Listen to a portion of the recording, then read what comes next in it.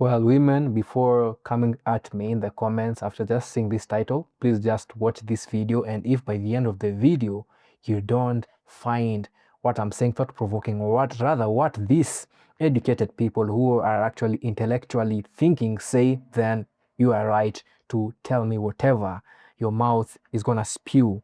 Let's watch this. I always find it interesting that the top listened to podcasts for men are all self-help podcasts, but the top listened to podcasts for women is Call Her Daddy. Debauchery and degeneracy is pushed so heavily towards women that you actually have to wake up every single day and choose not to listen to those things. You not only have to fight it when you're scrolling through your algorithm, but you also have to fight this war that's going on in your mind. There is so clearly a war on young women's minds, and there has been for a very long time. Not only when it comes to your lifestyle and the way that you think, but your actual identity. We don't know what to put our identity into because we're constantly being sold a new identity. This is called a coherent aspirational identity system, and there's a new one pretty much every 6 months to a year. So these billionaires in boardrooms that we talked about that own these platforms, they create these coherent aspirational identity systems, and then they attach them onto your favorite influencer or celebrity. So as a woman consuming this content, you're never going to feel enough because you can't have what they have. This is why women's bodies go in and out of trend, by the way. Have you ever noticed that this is only a woman's thing and not a man's thing? It used to be curvy, BBL, big boobs, small waist, and now we're back to the 90s skinny style. And in a few years, it's going to change again, and you cannot keep up with it. And that's the entire point. These are all campaigns designed to keep you spending money because women have the most power in the consumer market, to keep you depressed because you feel like you'll never be as beautiful as that person, you'll never have the things that they have, and to keep you distracted. It's also to psyop your mind because somehow we've convinced an entire generation of women that marriage is slavery and you should never be dependent on a man, but selling your nudes for $5.99 a month is somehow independent and you're not relying on men. And if you pay close attention, you will see that every single big celebrity, every single big influencer, they all have the same message, even if it's subtle. Whatever you're seeing online, all this kind of stuff, it's what are called status alchemists. There's this video that I did about the psychological trauma of the modern world of Gen Z, that kind of stuff, and I went deep with that. You can find it in the description box below. It did not do very well, so I unlisted it. So just go and watch it, and you get to see the things that you do. It's very psychologically binding, and yeah, man. Now, back onto the topic of, again, feminism, on how some women, rather, why many women are now seeing the world in a different light. This woman also exposes the grift, so to say. I say go yourself. I say, okay, good. That's good. I'm glad to see the feminine is fully developed in you. I'm about 99% masculine. 99%? Wait a second. Move over. Move over. I just want to see this. I just want to get a closer look.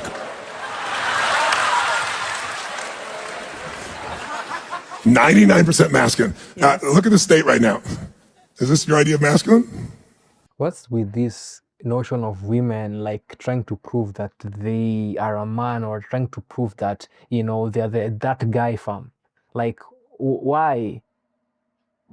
We understand that, you know, you also want those positions of power, that kind of stuff, but why? I don't know, like, why is this like this trance of like hating on like, yo, nah, you're not a man, I am a man fam? Like, where am I? It's like me saying, no, I am 99% feminine fam. Like, what is that logic fam? You know what I mean? No. No. Oh, this is the 1% that shows up every now and then? Yes. I see. It shows up when a masculine energy shows up. Then she goes back feminine. But she surrounds herself with men that are more feminine and calls herself masculine. Because you actually do become masculine around them. He's basically around yes men fam. Men who are like afraid to like maybe speak, or because, you know, they're going to be shoved down or something like that fam. Why? And I'm not saying, look, you young men or whatever, like, yo, you should view women in a certain regard, because I feel like, personally, I see women as like, yo, they are these beautiful entities, these beautiful creatures who we are able to like live, you know, with one another and help each other in any way, shape, or form, be it in a professional workspace or, you know, matters to do with relationship, right? I mean, I've learned in the seminar I need to be more feminine, but it's just a difficult thing to do. Is it? I mean, I feel like I just walked up to you and you changed states somehow. And it wasn't attraction. It's not hard. It's that you keep surrounding yourself with people you think you can control. And the fastest way you control them is you tear them down. Now, you don't always do it verbally and directly because that's a little dangerous. So you do that in your own head. And you demonstrated 4 or 5 times in the first 3 sentences that you spoke about your boss and everybody else, did she not? You emasculated all of them as fast as you could. Because there's 2 ways to be significant. One is work your ass off and grow and take risks and go through the injustice of life that we all go through. Or the other is tear everybody else down and have the illusion that they're going down, you're moving up. Have you ever? That's a very, very bad mentality, from very, very dangerous mentality. And I've seen, when it comes to men, that also happened, but I've seen a lot of women like in that regard, man. And it's so like bad, because I know there's so much good in you. I know there's so much beauty in whatever you're doing, but why, man? Been with a woman? I'm really attracted to men. The problem. What's with this world, man? Like, what has gone then into this damning world, fam? Like, man. Oh my God, bro. Is I turn them like tires. You turn them like tires. Yeah. So they rotate right in and out. Yeah, I understand. And then when you get a certain age, you start wondering why you don't have keys, why you don't have this, and then you start crying for the internet. Man.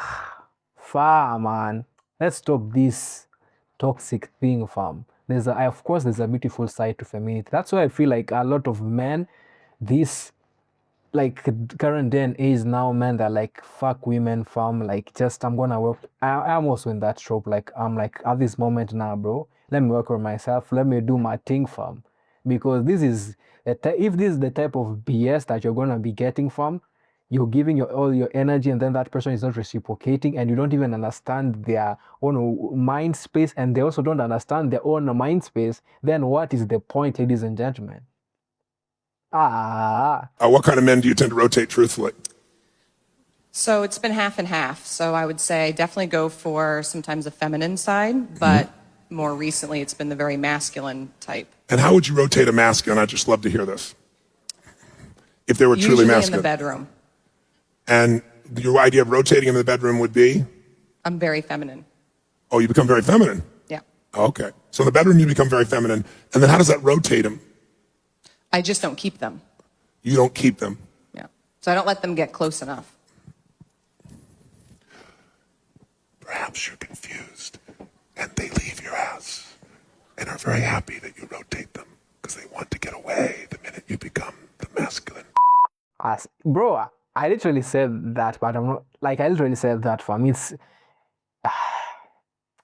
It's mad, fam. It's actually mad. It's actually sad. Guarantee, I promise, it is not these in this generation. It's the females. It's the females. I used to think the same thing, but then I had to sit down and think. And it's sad to say it, because I love females to death, but y'all are the problem. Y'all gotta stop making these the problems. Stop. Stop it. Stop. Please. There's nothing I can say because it has answered itself. And again, it's not a hate on women or any kind of form. I believe that women are the most beautiful creatures. They are the most interesting creatures. They do a lot of things. They help in a lot of things. And I believe that this is a world where two, or rather both, can exist. And that is what we are all created for. Now let us also listen to this. I want a man that provides and takes care of all of my bills and is going to make sure that I don't have to lift. Are you a child? I saw another video. I'm gonna put it if I find it. I saw another video where this young guy was saying, why is it that I have to get rich, make money, and then provide, or rather like take care of someone who's broke, man? Telling me I gotta be financially stable to date broke women? And they come pre. Oh, hell no. Double it and give it to the next person. I don't want it. Like, make it make sense, man. I also saw another video where it was like, this guy was so intelligent in the sense that he was saying something along the lines of like, so if I have money, you should also have money. It should be reciprocating, in the sense that, yo, I do my bid, also do your bid. It's not that I am doing everything and you are just hunting on my back now. That is not how. So broke people date broke people. People with this date people with this. It should be that way, right? And I was like, oh, that makes sense. That makes sense to me. If that does not make sense to you, that is your own problem. Again, I don't give an this. Alright, let's continue to the video. Let's remove the responsibility off of women's backs, but leave the responsibility on men's. Listen, what I'm saying is y'all can't have y'all cake and eat it too. Okay. Y'all want men to be traditional while y'all are no longer required to be traditional. I'm sorry. And I don't think that's right. Yes, it does not work that way. That's what feminism is. I want a man that There's gonna be a pays plethora all of my bills. I want to be a lady of You just leisure. said you're a man that takes care of all of I those see you using my things. shit. You're saying, so there's no problem. I said it, but what are you bringing to the table? And now I understand why these people ask these questions. What are you bringing to the table? Oh, man, maturing is realizing, man, that, yo, the world is a very interesting place, man. Oh, my goodness. Realistic as hell. Which one are you, though? You just said you're one thing, but you're Yes. mad. Watch, it's gonna be in his next movie. I am. I'm gonna tell you what I am. I am a traditional man. I am not a sucker.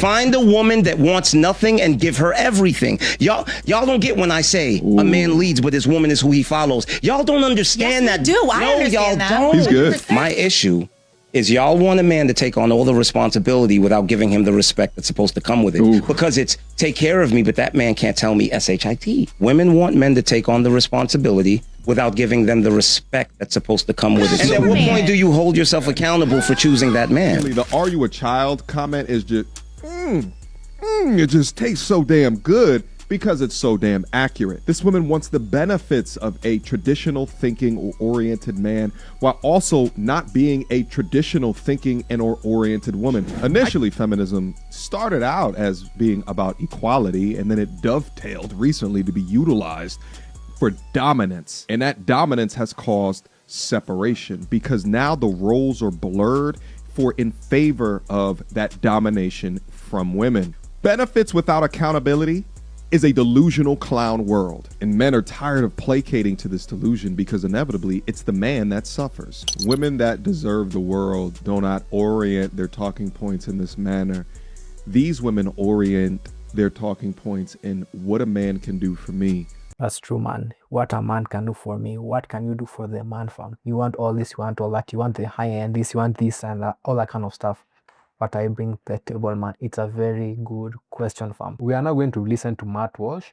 If you don't like him, that is up to you. If you like him, that's up to you. I don't really care. But this video that he did like a year ago, where we are not going now back to the first video where she was talking about Call Daddy, all that kind of stuff, and how it is, how feminism, or how women have been coerced into this thing that is not really good again, right? And let's listen to his POV. I listened to an entire episode of the podcast Call Her Daddy. Not the entire episode. It was like 2/3 of an episode at 1.8 speed, but I listened and I suffered. Now, in case you aren't familiar, Call Her Daddy is a hugely successful podcast hosted by a woman named Alex Cooper. And it's so successful that Cooper just last week signed a $125 million deal with Sirius to move her show over to their platform. The show, which focuses on sex and relationship discussions, is massively popular with young women in particular. And the reason I'm bringing it up is because of a short clip from a recent episode that has generated some conversation on social media. But in order for me to talk about the clip, I felt that I needed to understand the context, which is why I listened to most of the episode that the clip comes from. So before I play it for you, I will give you the bullet points from this episode. Actually, it turned out that the context really was not needed, but I didn't listen to all that for nothing, so I'm going to tell you anyway. In this episode, Alex recounts the very long story of how she once flew to Paris to meet up with some guy that she met on a dating app. And it takes her about 45 hours, or felt that way, to tell this whole story, but I can summarize it in like 45 seconds. Basically, she flew to Paris, she met the guy, he wasn't as attractive in person as he was in his profile picture. They didn't connect, they didn't like each other that much, but she stayed with him for a week anyway and had sex with him, which she initiated. There were other indignities that she suffered and which she describes in agonizing detail. For example, the toilet in their Airbnb didn't flush properly, so she had to hold down the flusher for 10 seconds. Truly the sort of trial and tribulation that few humans on earth can comprehend. After a week of this sort of torture, she left. And later she found out that the guy gave her an STD. And that's it. And they say, this mad fam. Jesus. We thank God that we've never got that one. Hey. Alright, let's go on. That's the whole epic tale. She went to spend a week in Paris with a guy that she didn't know and had sex with him, even though she didn't know him or even like him. And she paid the price. The end. Now, why tell this story? And more confusingly, why in God's name would anyone willingly by choice listen to it?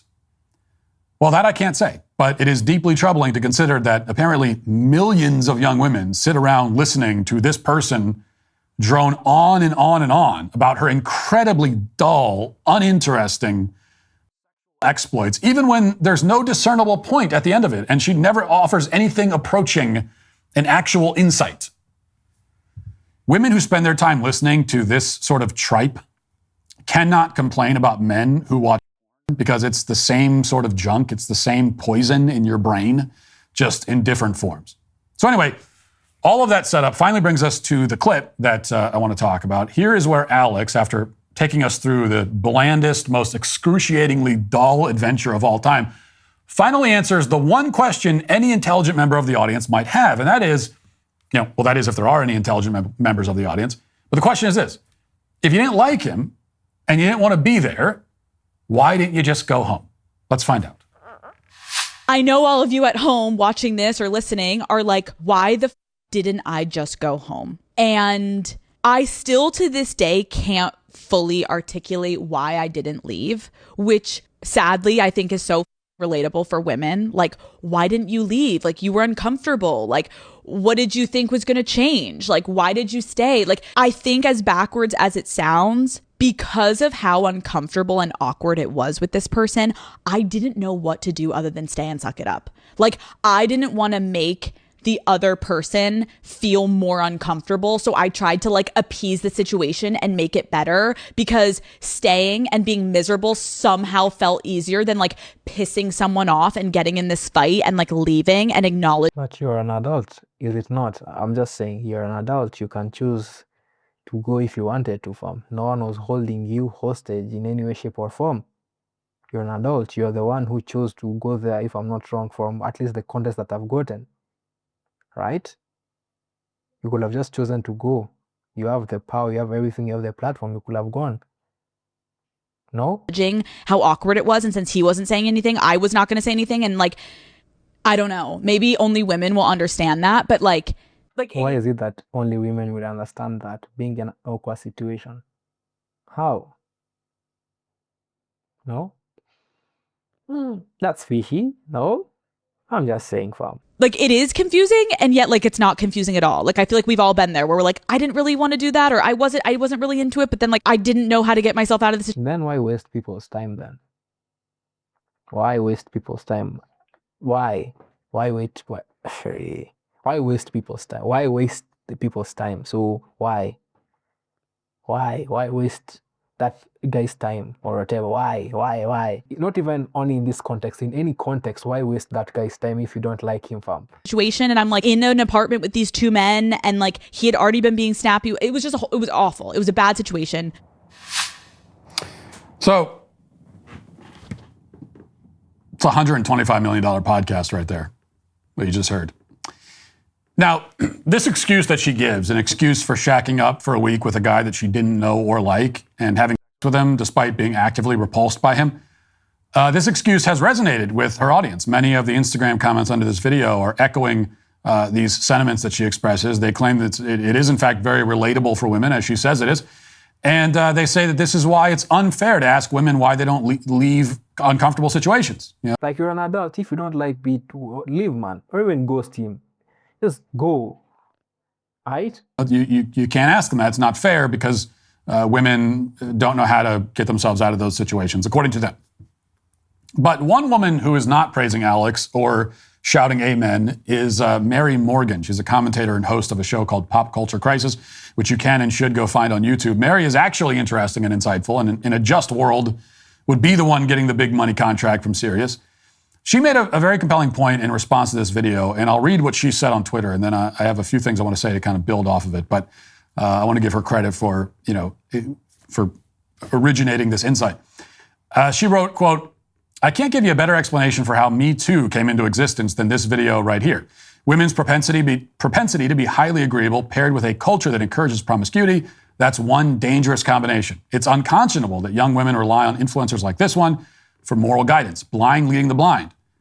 She's quoting, women will say like this and wonder why the entire planet and every major religion has imposed strict social restrictions on their sovereignty since the dawn of time in every place humans have ever lived. Close quote. It's a meme phrase, but it's so true. Women need authority. They need protection from their worst impulses and from men who are dangerous and lecherous. The death of norms like chivalry and chastity has nothing to do with women's emancipation and everything to do with women no longer holding a place of high esteem in our society. Women are no longer regarded as creatures in need of spiritual and physical protection. Feminists push for this to our own peril. Now, I don't want... Now, what has it led to those feminists or whatever they want to call themselves? What now? I've seen studies where people are saying that some of these women are broken. Some of these women are they are mentally unstable. All that kind of stuff because of shite like this, fam. It's dangerous, fam, and it is sad, fam. Of course, there's also vice versa, like in the world of men. But of course, this is now a video where women are, and it's just sad, fam. I'm going to belabor the point, but I have to say that there's more insight in those few sentences than in the entire catalog of Call Her Daddy transcripts combined for as long as the show has existed. And you don't have to agree with everything that Mary said there, but this is someone that's thinking about an issue, working through it, trying to understand where we are in our culture and how we got here. Like having a thought about something. Here, I want to share a thought with you that I'm having. That's what, like, if you're going to listen to someone blabber on a podcast, like I do on this one every day, that should be your first and most essential requirement. Does this person have any insight to offer? Even if I don't agree, do they have an insight? Do they have a point of view, a perspective? I can't imagine why anybody would listen. There's a time I did research on this. There's this site or whatever you want to call it. It starts with an L and it ends with an O. Like there you'll find like a woman who has the need, the urge, to, she needs her needs appeased. And then you get to see that she also wants again to be like compensated for her needs to being appeased. Make it make sense. Are you getting my thought process, man? I'm like, that's so rogue, man. Like why? But if a man does that, it's, so like make it make sense, man. Like this world is just cooked beyond cooked, fam. Sit and listen to someone on a podcast when the answer to that question is obviously no, but lots of people do. So in any case, the thrust of Mary's point is obviously correct. The whole point of chivalry was to protect and honor women. And men stood out in front and took the lead, assuming the role of protector and provider. And they did this because they believed that women should be cherished. Now, our culture today says that women don't need to be protected or provided for or cherished. But the results of this new philosophy have categorically proven the philosophy wrong. And it creates the kind of catch-22 you find in Alex's story, or as Mary pointed out, so many of the tales of woe we heard about during the Me Too era and before that and after it. Because after all, what is Alex really saying here? She's saying that she needed to be led. She needed the man to take the lead, take the initiative, understand the situation, act decisively, and do the thing that she was too scared or too confused to do. She needed the man to say to her, hey, Alex, this obviously isn't working out. We aren't getting along. We aren't connecting. Let's book your plane tickets home and get you to the airport. In fact, she really needed the man to take the lead well before that. She needed him to be the one to say, hey, we've never met. We don't know each other. Let's not plan a vacation together for a week when we don't even know each other. Why don't we start by going out for coffee tomorrow afternoon instead? She is confessing to being too guided by her emotions, too tentative and indecisive, too lacking in assertiveness. That's an interesting POV. I never really thought of it that way, man. Again, I'm learning, I'm young, and yeah. His wisdom now. To say either of those things. She needed the man to say it, the man to lead. But she'll never say that she needed the man to lead because her feminist principles will not allow her to ever utter a statement like that under any circumstance. And this is the same of every other feminist in the country. But the problem is that although they will not say, I need the man to lead, they still expect it. And they still blame him for failing to do it when push comes to shove. And there are too many examples of this dynamic to count. As established, the Me Too era provides us with dozens, if not hundreds. like everywhere here, like yo, women were these, women were like put down or like disregarded in society, all that kind of stuff. But from what I've read, like at least from my little information, the little information that I've had, not to say that women have not experienced worse or have not been done dirty in history, but let's say, for example, in African traditional society, the woman was regarded in the highest regard, ladies and gentlemen. Of course, there's some traditional norms that are broken, that are not, but in most cases, ladies and gentlemen, man, the woman was treated here, fam. And if anyone went against like whatever, you know, against the woman or like anything in that regard, they were either banned from society or even like unalived in that instant, ladies and gentlemen. That's how serious it was. And so when sometimes I'm having these conversations with my siblings, all that kind of stuff, and they're like, oh, women are this, like this, and all that kind of stuff, I'm like, okay, if you say so, fam. You know what I mean? But man, from what I've learned, that feminism did not start like this, fam. You can go and check that video out. It's an old video, but it's there. If you see something about how Hollywood shaped female desire, something like that. Yeah, that's about feminism, all that kind of stuff. It started something beautiful, and yeah, I'm like, yo, this is beautiful, man. Women have the right to do their thing, all that kind of stuff, man. But whatever it has been diluted now into, ladies and gentlemen, it's so sad for me, and I hope the next generation does not have that mentality, or rather, we who are growing up and are being enlightened don't have that mentality. And this also goes for men seeing women as the enemy, man, or this manospheric type of thing, man, right? This bubble that we're in, it should not be that case, fam. Anyway, that has been me. Thank you guys for watching, and I'll see you guys in the next one. Do all the good stuff. You can like, dislike, give me a hate, comment, call me anything you want, but that is just engagement. And I'll see you guys in the next one. Peace.